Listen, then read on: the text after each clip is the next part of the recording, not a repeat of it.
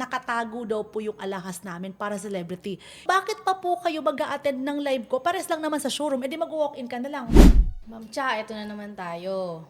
Bakit? Meron na naman akong tanong sa'yo. Sige, Kailangan ano yan? ng kasagutan talaga. Sige. So, unang tanong, nagpapapasok daw ba tayo sa showroom ng mga kahit ordinaryong tao at hindi artista?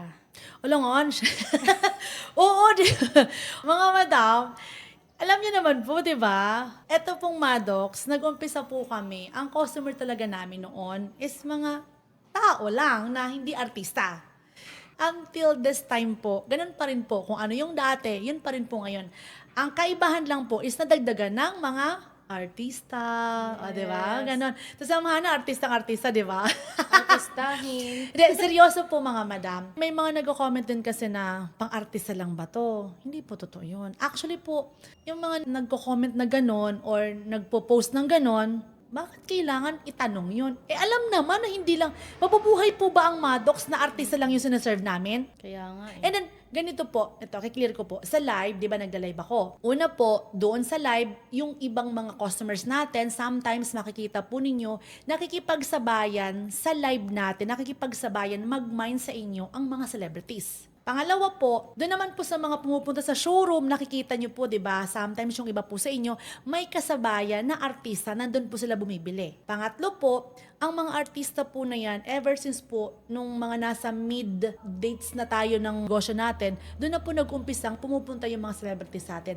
Because, bakit po nag-umpisang pinupuntahan kami ng mga celebrities? Friends, lovers, countrymen. Common friends po. Doon po nag-umpisa yon. So may mga kaibigan po ako na may mga kaibigan celebrity. So in-endorse nila, doon po nag-umpisa hanggang sa word of mouth na po. Nire-recommend na kami. Yes, so madami ng madami. And then, yung iba naman po talaga doon, may mga friends po akong vloggers, mga celebrities, doon na po talaga. So, parang hi Miss Ines Veneracion. Yan po. And then, meron din pong nag-comment kasi na yung mga stocks daw po namin is hindi namin nilalabas sa ordinaryong tao. Hindi po totoo yun.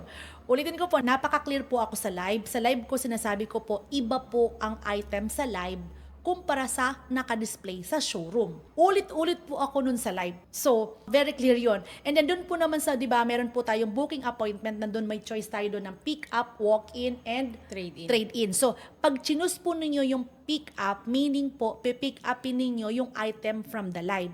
Ito po kasi, nakita ko kasi to, yung nag-comment na celebrity lang daw ang binibigyan nung mga ibang alahas. Nakatago daw po yung alahas namin para celebrity.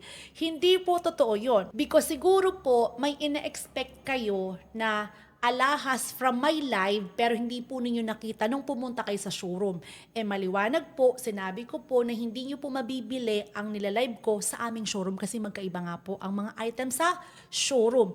Kasi kung gagawin ko po yun, bakit pa po kayo mag-a-attend ng live ko? Pares lang naman sa showroom, edi mag-walk-in ka na lang. Tama po Ma'am Hana. Yes. And then sa dami din po namin ng designs, hindi po yun kinakaya.